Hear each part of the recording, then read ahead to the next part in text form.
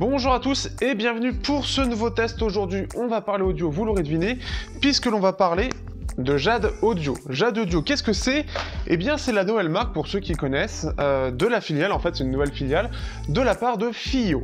FiiO, c'est une marque chinoise qui ont été créées par des anciens de chez Oppo, et donc qui font des produits qui sont plutôt pas mal, un peu à toutes les bourses, mais forcément, avec l'émergence du marché audio, surtout à moins de 50 €, mais notamment globalement à moins de 100 €, donc ce qu'on appelle la Chifi, et aussi ce qui fait qu'aujourd'hui j'ai un compte Twitter, j'ai mon site, eh bien ça s'est énormément développé, concurrençant des marques un peu plus lambda qui sont plus chères, notamment parce qu'il n'y a pas la recherche et développement, vu que c'est de la rétro-ingénierie. Vous avez des drivers qui ne sont pas des drivers Knowles, mais des drivers de Belsing, qui sont soit pareil de la rétro-ingénierie, même un peu plus loin que ça, vu qu'il y a un procès qui est un petit peu attenté par Knowles. Et pour le coup, forcément à moins de 100 €, c'est difficile d'être concurrentiel. Donc ils ont décidé de lancer Jade Audio, donc une nouvelle marque avec notamment en fer de lance les Jade Audio EA3. Pour ceux qui m'ont suivi un petit peu, je vous rappelle que, enfin pour ceux qui n'ont pas suivi plutôt, voilà ce qu'il y a eu, c'est qu'ils ont fait un thread sur Edfi, avec le petit accent anglais, là je sais pas ce que je fais comme accent mais merde, ce qui fait que en gros, ils ont fait un topic pour lancer un petit peu leurs premiers intras, vraiment de chez eux, parce qu'on va en parler après, mais ils sortent d'autres produits, et ce qui fait qu'ils ont sorti les EA3. J'ai pu faire partie des personnes qui ont été sélectionnées pour justement pouvoir tester ces Jade Audio EA3. J'ai pas encore fait de retour sur Edfi, il va falloir que je le fasse, et je pense que je le ferai en postant la vidéo, bien évidemment, histoire de faire des vues, bien évidemment. Bon, en anglais, je pense qu'ils s'en foutront un peu. Bref, et ce qui fait que, donc, ils sont vendus à moins de 50 €, normalement c'est 45 $ si je dis pas de bêtises, vous avez le lien dans la description si vous êtes intéressé, et ce qui fait que, eh bien, c'est un dual driver qui va utiliser un gros driver, ainsi qu'un driver Knowles, et basé sur les FiiO FH1, qui ont été parmi les, enfin, qui sont un peu vieux aujourd'hui, mais des intras phares à l'époque, des intras un peu haut de gamme à l'époque. Donc, qu'est-ce que ça vaut réellement? Est-ce que le pari est plutôt bien parti pour être une nouvelle marque qui va pouvoir concurrencer KZ et TRN notamment, ou Tinifi, etc. On voit ça tout de suite.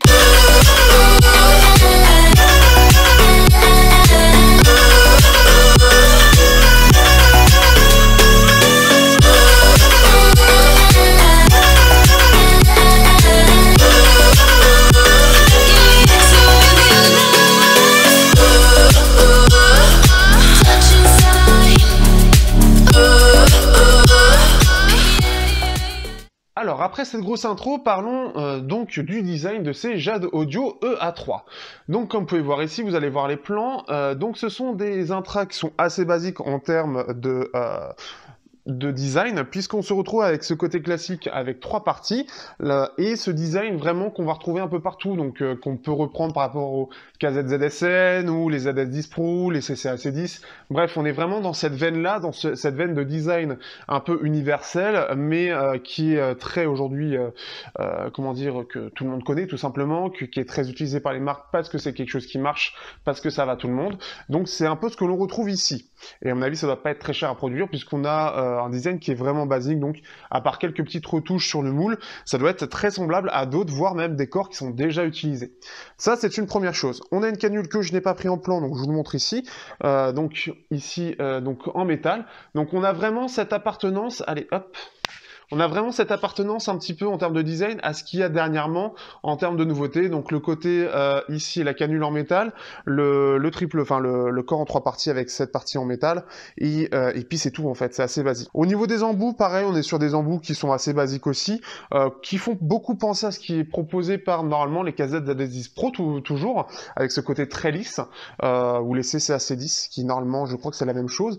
Donc ce côté lisse un petit peu, qui sont assez efficaces, un petit peu rigides, bref, de bonne qualité. Ce qu'on va retenir, c'est surtout la partie 2 pins qui ressort. Donc pour le coup, ce n'est pas un mode, enfin un 2 pins type C, c'est un 2 pins type A, si je dis pas de bêtises, qui fait que ça va ressortir, donc c'est pas vraiment quelque chose qui, malheureusement, par rapport à la concurrence, c'est vraiment bien, puisque par exemple, TRN, lui, va faire en sorte que ça ne ressorte juste ce qu'il faut, en fait, juste, enfin, même pas que ça ressort, c'est que ça aille, mais avec le design, pour avoir ce côté un peu harmonieux, alors qu'ici, ça dépasse, on a un espèce de gros rectangle qui ressort, ce qui est un peu dommage, et un peu en retrait par rapport à la concurrence. quitte à faire ça, autant faire une version type C qui permet une meilleure gestion dans la prise pour que ça tienne mieux tout simplement, en précisant bien que c'est du 0,78 mm. Ce qui est assez intéressant et ce qui fait un peu le côté imposant, c'est surtout son driver. Alors le fait que je l'ai en noir même en bleu, on a le corps qui est transparent et donc on peut voir un petit peu comment c'est fait, c'est ce que j'arrête pas de regarder d'ailleurs.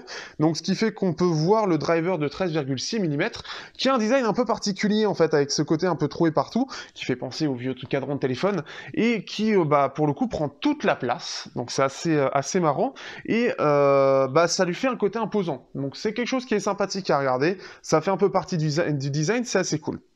Donc plutôt réussi de ce point de vue-là. Je vais avancer un petit peu maintenant.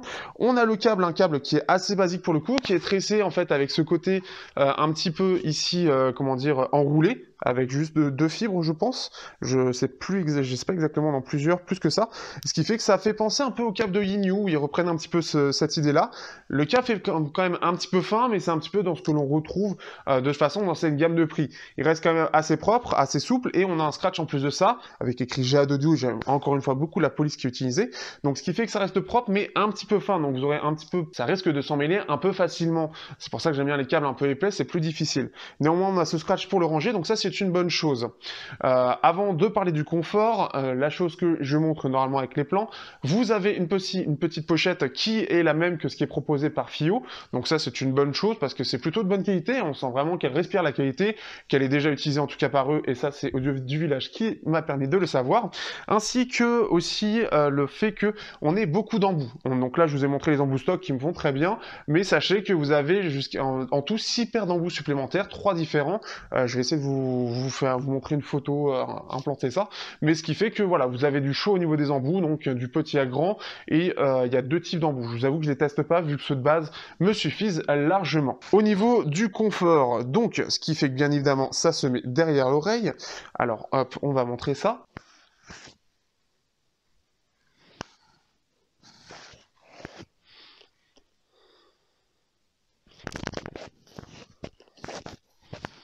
Donc ce qui fait qu'on peut voir, clairement ça tient bien dans l'oreille, ça reste assez discret, c'est pas trop gros non plus par rapport aux casettes qui sont pour moi un peu plus gros. Après, bon, moi côté confort, tout me va, donc c'est pas vraiment un problème, mais en tout cas ils tiennent bien.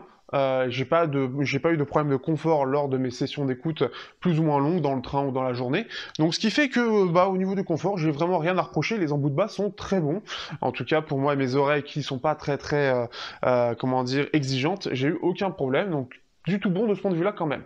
Comme je l'ai dit, c'est juste la partie de pin qui aurait pu être améliorée. Pour la partie sonore, donc là, comme je l'ai dit, on est sur un dual driver, donc un driver de 13,6 mm, un driver dynamique, ainsi qu'un driver Knowles de chez, Knowles tout simplement, un driver à armature équilibrée. Ce qui fait qu'on est donc sur un dual driver, quelque chose qui est assez rare dans cette gamme de prix, puisqu'on est souvent dans les 5 drivers en moyenne, voire 6, et notamment, justement, je les ai comparés au CCA-C12, qui est pour moi son concurrent le plus gros au final, parce que c'est pour moi mes chouchous, avec les TRN V90, et j'ai même comparé au KZ ZS10 Pro. Ce sont les 3 gros intras en dessous de 50 €, donc qui pour moi sont des excellents choix, et donc les Jade Audio ont fort à faire. Pour le coup, donc on a une différence, mais on a un driver Knowles, donc bon, est-ce que ça fait vraiment le café? Est-ce que ça va vraiment être meilleur? Eh bien, on va voir tout ça tout de suite. Alors, j'ai pas de réponse en fréquence, donc malheureusement, il faudra faire 100. Le problème étant que je n'ai toujours pas de banc pour ça, et ce serait bien qu'un jour j'en ai un, et que malheureusement, il n'y en a aucun qui sont sortis. Les testeurs classiques ne l'ont pas encore testé. Donc, je vais être parmi les premiers gros testeurs, même s'il y a déjà 7 reviews sur Redfi, donc vous pouvez les regarder aussi. Néanmoins, ce que je peux dire, parce que moi j'ai une grosse collection aujourd'hui d'intras, eh bien, donc on est sur une signature en V assez marquée, c'est-à-dire qu'on va avoir des basses assez imposantes, des voix qui vont être assez en retrait, ainsi que des aigus qui vont ressortir. Ce qu'ils ont décidé, c'est donc d'avoir cette signature en V avec des aigus assez relevés. Des aigus assez relevés avec un seul driver pour ça. Est-ce que c'est suffisant? À mon sens, non. Ou en tout cas, le driver n'est pas assez performant pour ça. Je m'explique. Quand je teste en général et quand j'ai des doutes là-dessus, je teste sur 3 musiques qui sont assez sympathiques, enfin en tout cas 2. C'est Orelsan avec Rêve Bizarre, où j'ai la voix de Damso, j'ai la voix d'Orelsan, ainsi que Kikessa sur la musique Trop, où il y a une très grosse basse qui permet de voir si elle déborde un peu ou non, et aussi la voix si elle ressort bien ou pas. Donc j'ai comparé au CCA-C12, j'ai comparé aussi au KZ-ZSX, j'ai comparé au KZ-ZS10 Pro, je n'ai pas comparé au TRN V90 qui sont eux beaucoup plus équilibrés et beaucoup plus doux. Les C12 et les ZS10 Pro étant assez brillants, je me suis dit que c'était intéressant là-dessus, même les ZSX en soi étant assez proches des C12. Ce qui en ressort, c'est que on est sur une signature clairement brillante et clairement Au niveau technique, il est un peu en deçà, dans le sens où, au niveau des voix, notamment d'Orelsan, qui est typiquement une voix qui va pas aimer les boosts sur les signatures en V qui sont mal gérées ou trop fortes, ainsi que aussi sur la voix de Kikessa, qui est pourtant moins élevée que celle d'Orelsan, on a clairement quelque chose d'agressif. On a quelque chose de très brillant, qui manque de corps, qui est trop fin, et qui manque de basse. Donc on a un manque d'accompagnement, d'avoir quelque chose d'équilibré pour avoir du corps. Ça se ressent tout de suite quand on va écouter avec les C12, où clairement déjà, on va avoir une voix qui va beaucoup ressortir, même mieux au final que sur les Jade Audio. Les médiums sont plus présents, mais surtout qui vont avoir quelque chose de plus naturel. On a quelque chose qui est plus chaud, on a une voix qui porte plus, qui est plus globalement claire dans l'ensemble de la scène, et ce qui fait que c'est vraiment quelque chose qui est... la différence se fait. Donc clairement, face à sa concurrence, pour moi, il fait pas le poids.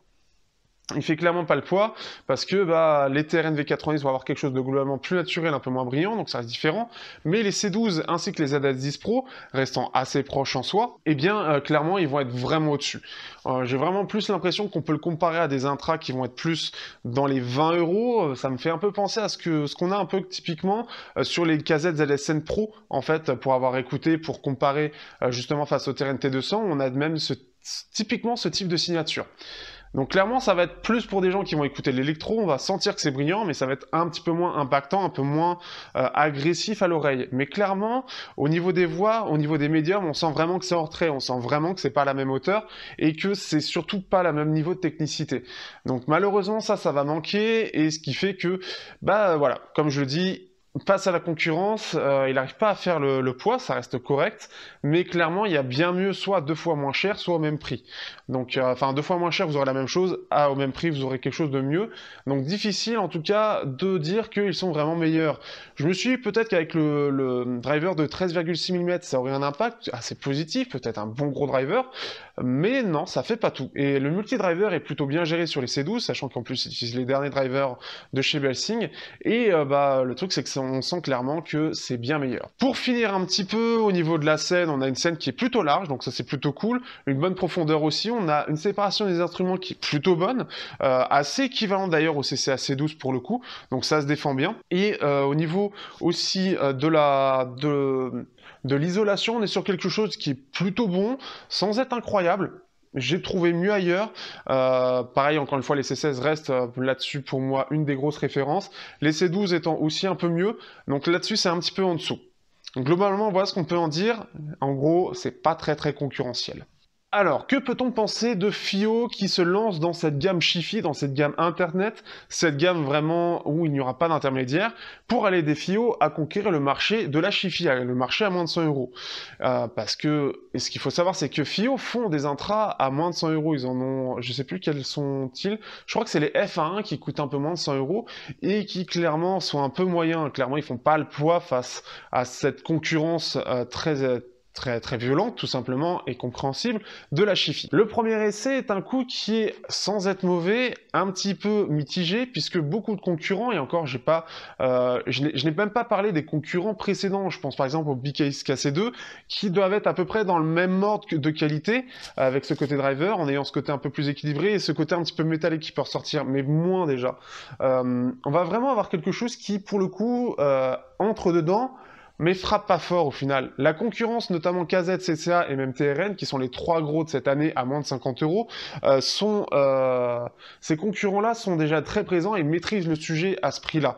Ils se défendent bien. Et le truc, c'est que Jade Audio, avec son dual driver, malgré le fait que ce soit un driver Knowles, ne fait pas de miracle. La signature choisie fait que, en fait, c'est trop agressif et ça manque de corps dans les médiums.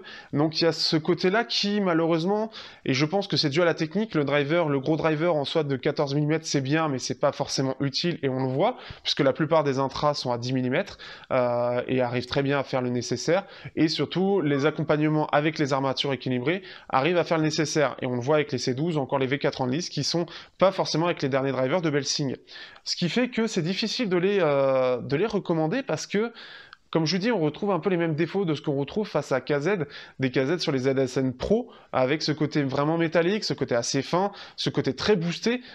J'ai vraiment la sensation d'avoir quelque chose de similaire, mais pour un prix 2 fois, 3 fois même plus cher. Donc c'est compliqué, en espérant que les futurs modèles seront plus prometteurs, mais pour l'instant c'est un coup qui... alors est-ce que c'est pour tester le marché? Je ne sais pas, mais je pense que les prochains retours vont devoir être un petit peu plus, comment dire, ils vont devoir faire mieux. Ils vont devoir vraiment faire mieux, en espérant que les retours vont être plus variés, parce que pour l'instant, la plupart des gens trouvent que globalement les écouteurs sont bons. Alors je ne sais pas ce qu'ils ont utilisé eux sur Redfi en comparaison, je vous avoue que j'ai pas trop lu, j'ai regardé juste les petits résumés, mais moi, ce qui est bien, c'est que j'ai l'avantage d'avoir tous les gros intras, tous les derniers qui sont sortis, et qui me permet d'avoir quelque chose d'assez large. J'ai cet avantage d'être testeur et en plus de ça, de tous les garder, et ça me permet justement de pouvoir faire ce type de comparaison. Donc c'est intéressant de voir FiiO se lancer sur une filiale un peu comme ce que l'on voit avec, pour le coup, comme ça vient de chez Oppo et Realme, ou encore Huawei et Honor. C'est un peu le même principe. L'idée ici, c'est de réduire au maximum et de prendre un marché moins cher pour pouvoir s'étaler un peu plus et ne pas se faire dévorer par cette concurrence Chifi qui est vraiment très énergique cette année, enfin ces dernières années, et qui a pris énormément de poids. Malheureusement, ils arrivent un peu tard et ils arrivent avec juste le fait de dire « Eh, regardez, nous on est FiiO, eh, regardez, on prend un intra qui a très bien réussi, qui est assez emblématique de notre marque, et regardez, on a mis des drivers qui sont plus performants. » Malheureusement, dans la réalité, c'est pas aussi bien que ce que l'on aurait pu croire, et clairement, face à la Chifit extrêmement concurrentielle et très performante, il va falloir s'aligner. Et ça va être compliqué. En espérant que les futurs modèles soient plus prometteurs, je l'espère en tout cas là-dessus pour avoir d'autres concurrents, parce que bah, pour le coup, il n'y a pas forcément beaucoup de concurrents très concurrentiels, mais ceux qui sont présents font très fort quand même. Face à KZ, TRN, BKs notamment, on a aussi Yinyu et Nice HCK qui sortent certains intras très intéressants.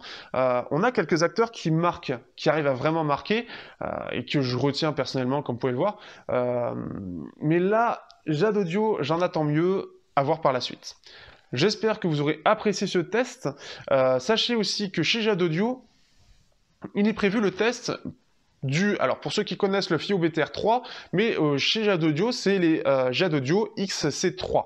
Donc si vous êtes intéressé, c'est en gros un petit DAC Bluetooth qui permet à 50 € en gros de se connecter à son téléphone et de ne pas avoir de câble avec tout simplement son téléphone, et pouvoir en fait tout simplement être tranquille. Hop, je le mets là et puis bah je branche mon jack ici. C'est le côté un peu intéressant, et donc bah si ça vous intéresse tout simplement, n'hésitez pas, je vous ferai le test très bientôt. Allez, n'hésitez pas à partager, liker, commenter comme d'habitude, n'hésitez pas si vous êtes intéressé ou si vous avez des questions, n'hésitez pas non plus, vous avez Twitter, vous avez Instagram aussi, où je suis actif pour répondre aux questions, Telegram pour ceux qui arrivent à me trouver, je ne sais pas comment, vous avez Discord aussi normalement dans la description, bref, vous avez tout, n'hésitez pas à rejoindre, et je vous dis à bientôt pour un prochain test sur Technoid.